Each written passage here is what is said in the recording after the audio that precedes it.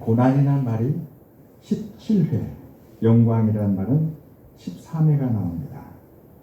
특별히 이 고린도전서 전체 5장 가운데 후반부인 4장과 5장이 집중적으로 고난이라는 단어가 9번, 영광이라는 단어가 7번 나옵니다. 다시 말하면 이 베드로 전서는 이러한 고난 가운데 있는 성도들에게 보낸 편지라는 것이었습니다. 기독교 박해는 AD 63년부터 68년까지 로마의 황제로 있었던 네로 때부터 시작을 했습니다. 네로 황제 때부터 기독교 박해가 시작됐습니다. 왜 기독교 박해가 일어나는가? 자료를 찾아보니까 로마는 팽창하는 제국이었습니다. 그러다 보니 이 제국을 하나로 통합해야 되는데 통합하는 구심점이 바로 황제였습니다. 온 제국의 사람들이 황제를 숭배하도록 하는 것이 국가의 정책이었습니다. 그런데 예수 그리스도를 믿는 사람들은 황제 숭배는 우상 숭배이기 때문에 하나님의 율법에 맞지 않으므로 거절한 것이었습니다. 그러니 로마의 입장에서는 그들의 정책을 반대하는 기독교는 로마의 통합을 해치는 종교가 되었던 것이었습니다.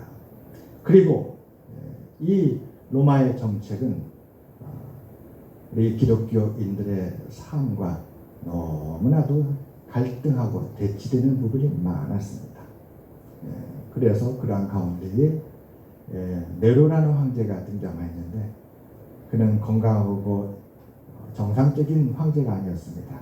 그는 많은 사람들을 죽이고 그러한 가운데에 황제의 자리에 올랐던 사람이었습니다. 그의 로마 이 정부는 흔들흔들하였습니다. 위태위태했죠. 불안했죠. 오늘날 북한의 김정은이 체제를 유지하기 위해서 학대 정책을 쓰는 것처럼 네로도 그렇게 그와 같은 길로 갔던 것입니다. 어떻게 하면 이 정부를 불만스럽게 생각하고 또 네로를 향하여서 손가락질하는 이 민심을 흐름을 바꿀까 그래서 생각한 것이 기독교였던 것이죠. 로마시에 불이 났는데 이 이유는 저 기독교인들 때문이다. 그들이 방화범이다. 해서 기독교인들에게 덮어씌운 것입니다. 그러자 성난 민심은 네로의 폭정에 가야 될 민심이 이 기독교인들에게 간 것이죠. 그래서 그때부터 기독교인들에 대한 박해가 시작됐습니다. 역사를 보면 그 박해는 오랫동안 갔습니다. AD 65년경이 이 베드로가 지금 편지를 쓴 성도들의 박해 시점으로 보는데 이때부터 일어난 박해는 313년에 기독교가 로마 제국의 정식으로 인정 공인되기까지 계속되었습니다.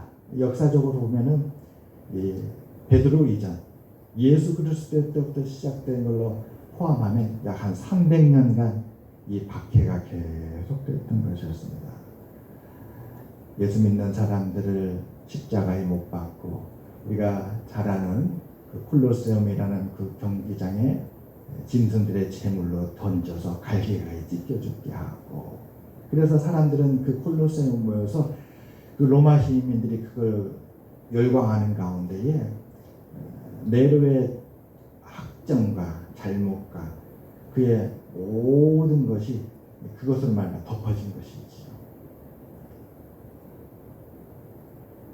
기록을 보면은 로마인들이 파티하는 장소에 건초더미를 쌓아놓고 거기에 기독교인을 묶어서 밤에 화형을 집행을 해서 그것을 등불로 삼았다. 아주 끔찍한 일 아니겠습니까?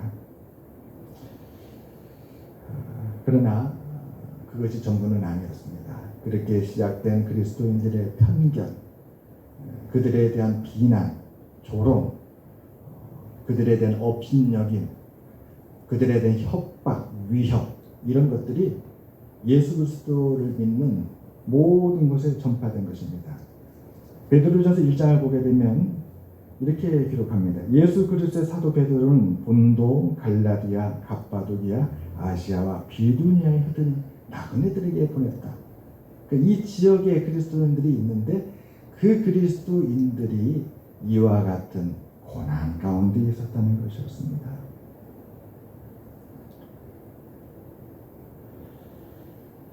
베드로의 편지를 받는 성도들에게 이미 고난이 시작되었고 그 고난은 앞으로 계속될 것이었습니다.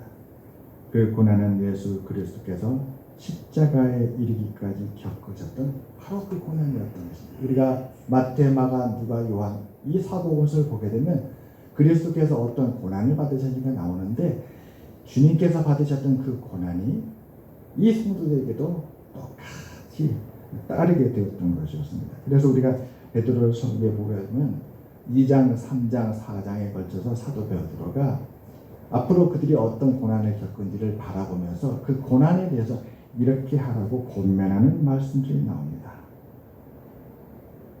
우리 그 권면하는 말씀들을 한번 찾아볼까요?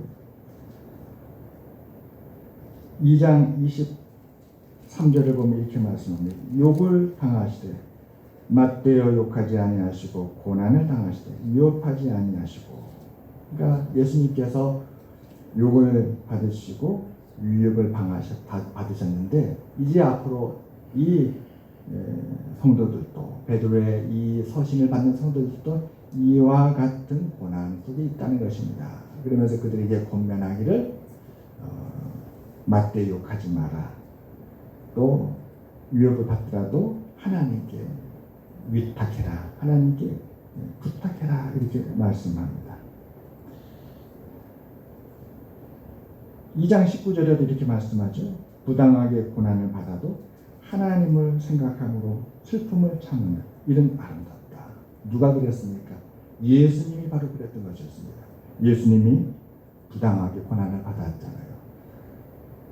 목마른 자에게 물을 주시고 배고픈 자에게 양식을 주시고 아픈 자를 치료해 주시고 못 걷는 자를 걷게 해 주시고 죽은 자를 살려 주시고 예수님께서 기적을 통하여서 민생을 살펴주시고 그들을 복되게 해주셨습니다. 그런데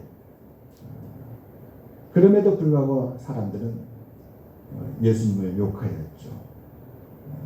그들이 바라는 대로 예수님께서 가지 아니하시고 골고다 십자가 언덕 그 십자가의 길을 가시니까 그들은 예수님을 향해서 손가락질하고 욕하고 그들은 예수님을 십자가에 못 박아야 된다고 부당하게 요구했던 것이었습니다.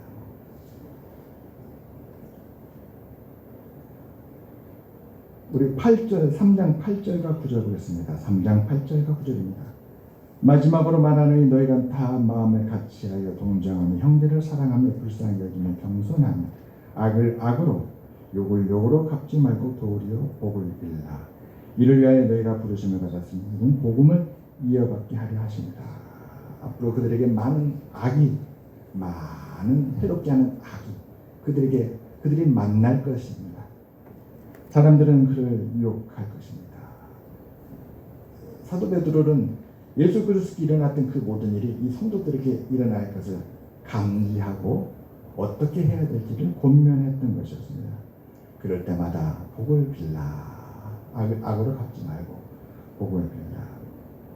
이렇게 사도 바울은 그들에게 권면하였던 것이었습니다.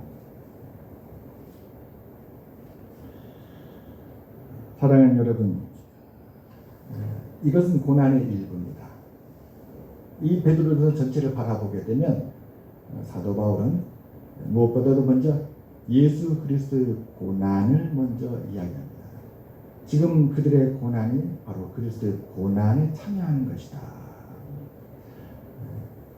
예수 그리스도의 고난이 그들에게 어떤 의미가 있는지를 말씀합니다. 2장 21절입니다. 그리스도도 너희를 위하여 고난을 받으사 너희에게 본을 끼쳐 그 자취를 따라오게 하려 하셨다. 예수 그리스도가 가셨던 그 고난은 바로 이 성도들에게 본이 되었다는 것이지요. 그래서 그 주님께서 가셨던 그 고난의 길을 성도들이 따라오게 한다. 2장 23절은 아까 우리가 보았습니다. 4장 1절입니다. 4장 1절. 그리스도께서 이미 육체의 고난을 받으셨으니 너희도 같은 마음으로 갑옷을 이 육체의 고난을 받는 자는 죄를 그쳤다. 이 고난에 대해서 사도 베드로는 그리스도의 고난을 비춰서 그리스도의 고난을 통해서 그들에게 고난을 이해하고 그들의 고난을 그리스도 고난과 함께 더불어 생각하도록 이렇게 증거하고 있었던 것이었습니다. 그것은 개인적인 사사로운 고난이 아니라 바로 그리스도의 고난이었다. 예수 그리스도의 고난에 여러분은 참여하고 있는 것입니다. 그리고 주께서 먼저 그 고난을 받으신 것은 여러분도 그 고난을 따라오게 하려 함이었다라는 것이었습니다. 이 고난에 대해서 고난받는 성도들은 어떻게 받아들여야 될 것인가? 4장 13절입니다. 그리스도 고난에 참여하는 것으로 즐거워하라. 이는 그의 영광을 나타내실 때 너희로 즐거워하고 기뻐하게 하려 합니다. 4장 16절입니다. 만일 그리스도인으로 고난을 받으면 부끄러워하지 말고 도리어 그 이름으로 하나님께 영광을 돌리라. 예, 사도 베드로가 본도 갑바디기아, 아시아 비두니아, 아시아 갈라디아 그곳에 있는 흩어져 있는 성도들에게 그들에게 이발 고난을 어떻게 풀어가야 되는지 그 솔루션입니다.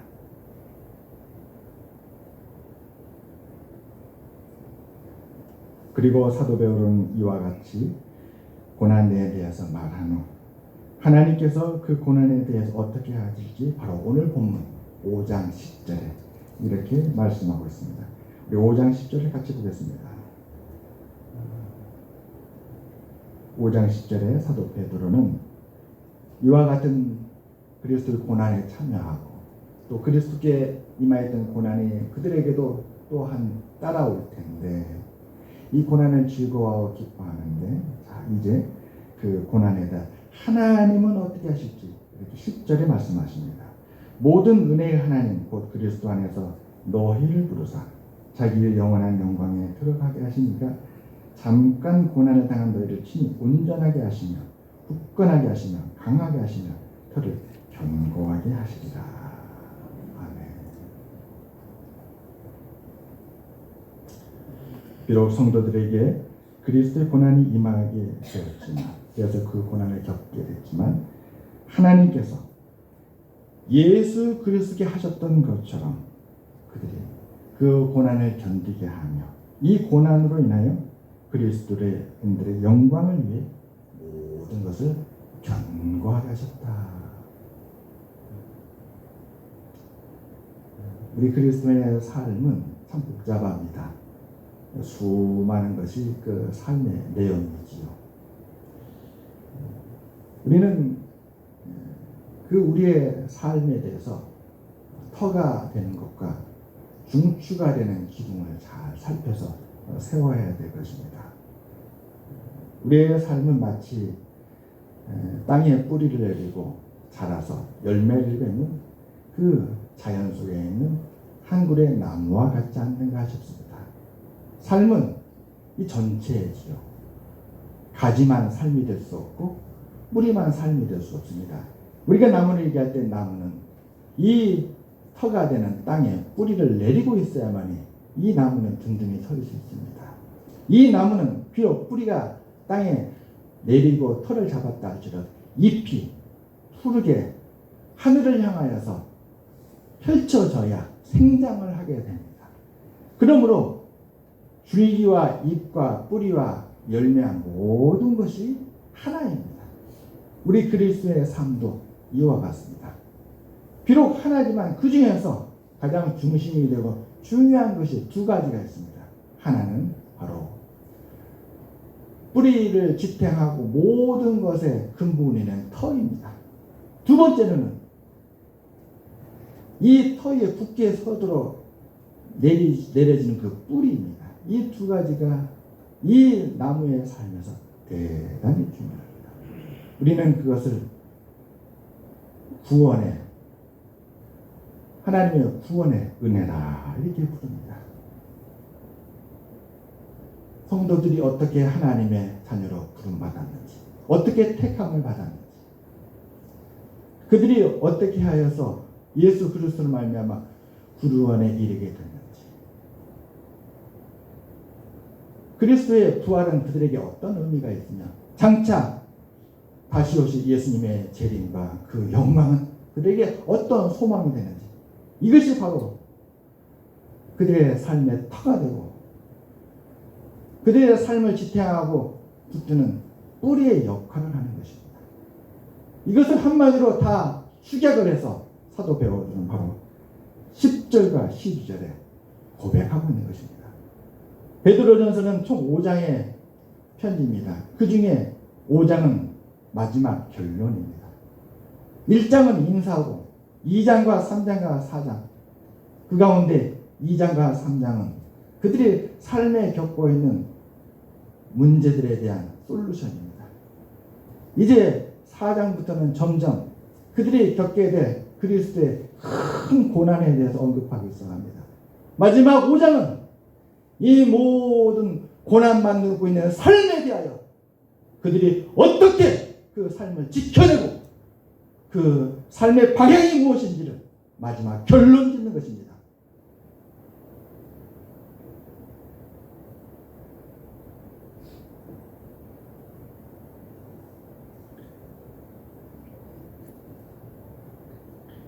(10절과) (12절을) 제가 다시 한번 봉독하겠습니다. 모든 은혜의 하나님 곧 그리스도 안에서 너희를 부르사 자기 영원한 영광에 들어가게 하시니가 잠깐 고난을 당한 너희를 친히 온전하게 하시며 굳건하게 하시며 강하게 하시며 털을 견고하게 하시리라. 12절입니다. 내가 신실한 형제로 하는 실로안으로 말미암아 너희에게 간단히 써서 권하고 이것이 하나님의 참된 은혜임을 증언하는 너희는 이 은혜에 굳게 서라. 성도들은 흠없고 점없는 어린 양 같은 그리스도의 보배로운 피로 대속을 받았습니다. 주께서 십자가에 흘리신 피가 대속의 피였습니다.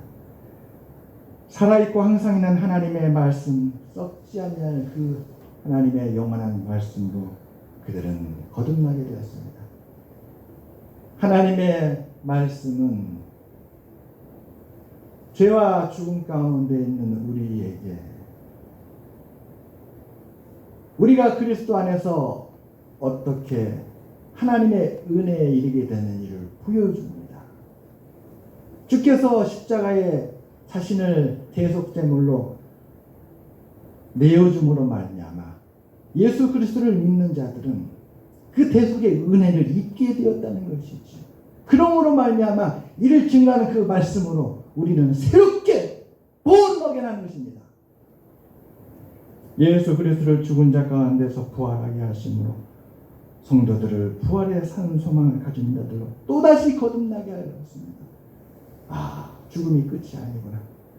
우리의 삶은 연약하고 부족하고 날마다 무너지고 곤고하고 궁핍하지만 그러나 이렇게 초라한 삶이지만 연약한 삶이지만 예수 그리스도의 부활이 바로 우리 성도들의 삶이고 부활이라는 것을 복음이 증거해 줄 때 이 복음으로 말미암아 부활에 대한 산 소망을 갖게 되는 것입니다. 거듭난 성도들을 위하여 하나님은 하늘에 썩지 않고 더럽지 않고 쇠하지 아니하는 유업을 간직해 주셨습니다. 여러분, 이 땅의 재산은 언젠가 우리의 죽음과 함께 다 우리 손을 떠나게 될 것입니다. 그때 하나님은 우리 평생 보이지 아니하는 저 하늘에 우리를 위하여 쌓아주신 그 유업을 간직하고 계십니다. 그리고 우리가 이 땅을 떠났을 때 하나님은 우리로 하여금 하늘에 간직하신 그 유업에 우리를 이르게 할 것입니다. 이것이 사도 베드로의 증거였던 것이었습니다. 보배로운 산돌이신 예수 그리스도와 함께 사랑하는 성도들은 다 같이 신령한 집으로 세워지고 신령한 제사를 드린 거룩한 제사장이 되는 것이었습니다. 우리가 직장에 나가면 직장에 직함이 있습니다. 우리가 사회로 돌아가면 사회에서 우리가 해야 될 일이 있습니다. 세상 사람들은 우리의 직함과 우리의 직업과 우리의 삶의 모습을 보고 우리를 일컬읍니다. 그러나 우리가 교회로 와서 하나님 앞에 섰을 때에 하나님의 은혜 앞에 섰을 때 우리는 우리가 하나님이 구원하신 거룩한 제사장임을 이곳에서 확인하게 되는 것입니다. 이것이 우리에게 베풀으신 은혜인 줄 믿습니다.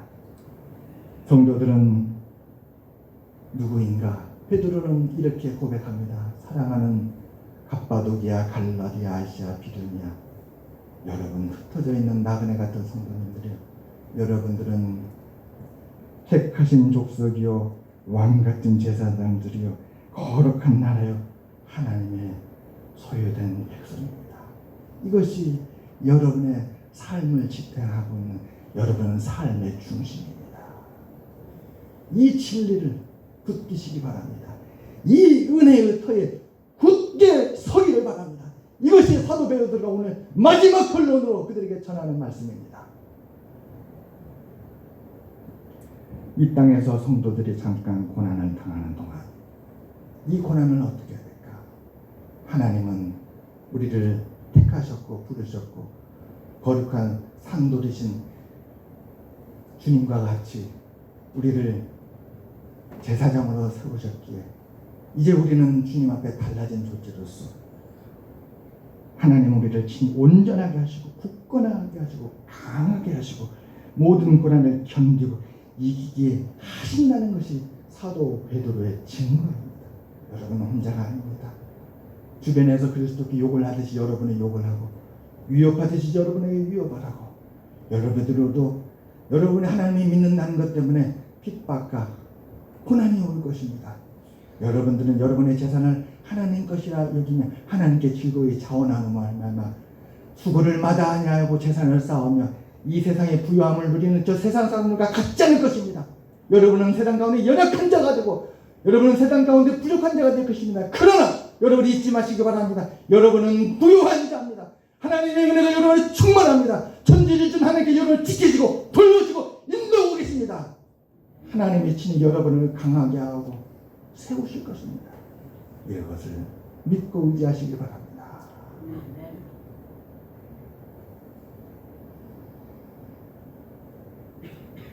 사랑하는 성도 여러분, 우리 모두 사도 베드로가 전한 이 은혜에 굳게 서기를, 이 은혜를 우리에게 베푸신 하나님과 그분의 독생자 예수 그리스도의 이름으로 축원합니다.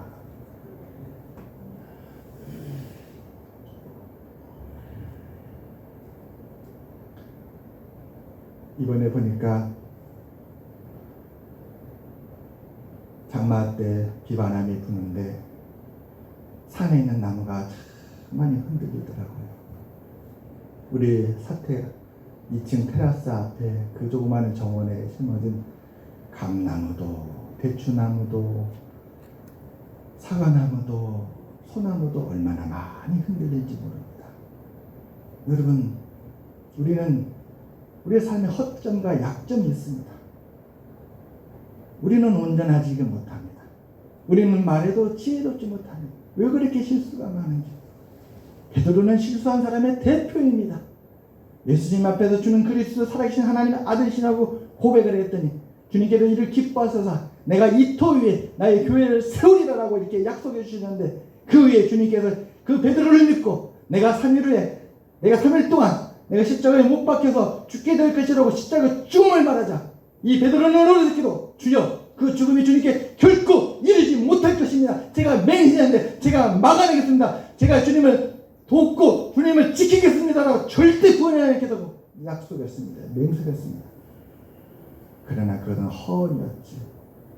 주님께서 겟세마네 동산에서 유다가 이끌고 온 그 잡배들에게 스스로를 내어주고 잡혀가서 저 대제사장의 그 집안에 들어갔을 때 베드로는 따라서 그 뜰안까지 갔더니 대제사장의 하인이 베드로를 바로 알아보고 너도 갈릴리에서 저 예수와 함께 있었던 건 내가 봤는데 너도 그의 제자가 아니냐라고 했을 때 베드로는 욕을 하면서 주님을 부인했습니다.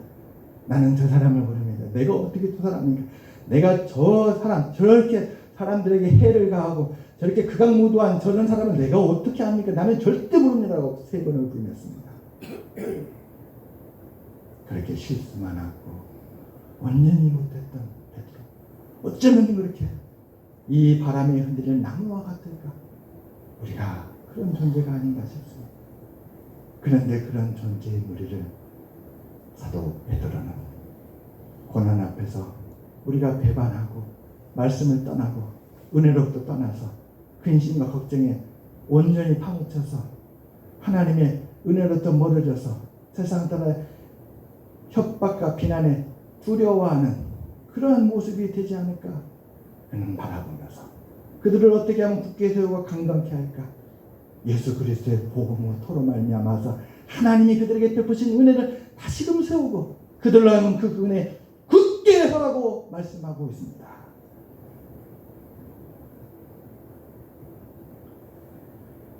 이 편지를 받는 1세기의 성도들과 같이 오늘 우리들의 삶도 힘들고 어려울 것입니다. 오늘 우리도 우리의 한정된 삶의 시간과 모든 조건을 하나님과 교회를 사랑하여 우리 모두가 함께 은혜의 삶을 위하여 헌신하고 봉사하며 살아야 될 것입니다. 우리가 사지 베드로 사도가 전한 이 베드로전서의 말씀으로 돌아가면 세상이 알지 못하는 그리스도 예수 안에는 참된 하나님의 은혜에서는 은혜의 삶을 우리가 살게 될 줄을 믿습니다.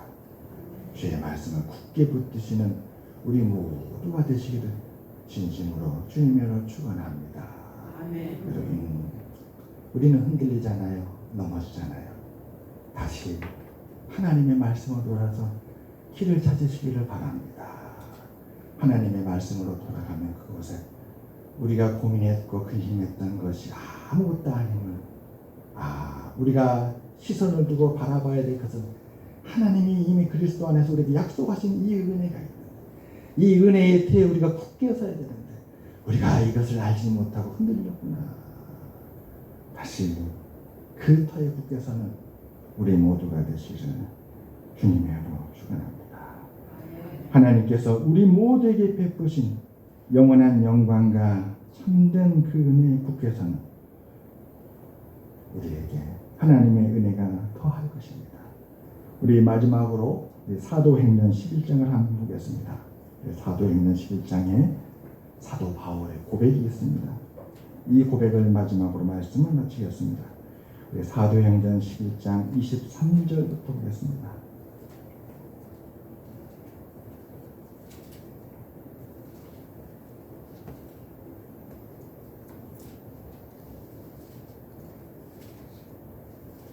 죄송합니다. 제가 말씀 많이 준비했는데 고린도전서 15장 1절입니다. 고린도전서 15장 1절. 고린도전서 15장 1절부터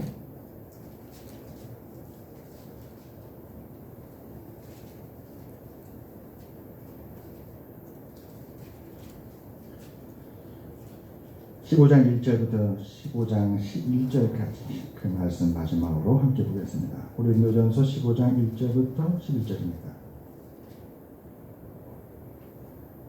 형제들아, 내가 너희에게 전한 복음을 너희에게 알게 하노니 이는 너희가 받은 것이요 또 그 가운데 선 것이라. 너희가 만일 내가 전한 그 말을 굳게 지키고 헛되이 믿지 아니하였으면 그로 말미암아 구원을 받으리라. 내가 받은 것을 먼저 너희에게 전하였노니 이는 성경대로 그리스도께서 우리 죄를 위하여 죽으시고 장사 지낸 바 되셨다가 성경대로 사흘 만에 다시 살아나사 게바에게 보이시고 후에 12 제자에게와 그 후에 500의 형제에게 일시에 보이셨나니 그 중에 지금까지 대다수는 살아있고 어떤 사람은 잠들었으며 그 후에 야고보에게 보이셨으며 그 후에 모든 사도에게와 맨 나중에 만삭되지 못하여 난 자 같은 내게도 보이셨느니라. 나는 사도 중에 가장 작은 자라. 나는 하나님의 교회를 박해하였으므로 사도라 칭함받기를 감당하지 못할 자니라. 그러나 내가 나된 것은 하나님의 은혜로 된 것이니 내게 주신 그의 은혜가 헛되지 아니하여 내가 모든 사도보다 더 많이 수고하였으나 내가 한 것이 아니요 오직 나와 함께 하신 하나님의 은혜로라. 그러므로 나나 그들이나 이같이 전파하며 너희도 이같이 믿으니라. 날마다 우리를 온전케 하시는 그 하나님의 은혜가 우리에게 함께할 줄 믿습니다. 항상 하나님의 은혜로 돌아가서 낙심하지 아니하고 다시 일어서는 우리 모두가 되시기를 주님의 축원합니다. 기도하겠습니다. 하나님 아버지여, 우리를 향한 하나님께서 베푸신 영광이 영원하며 그 은혜가 영원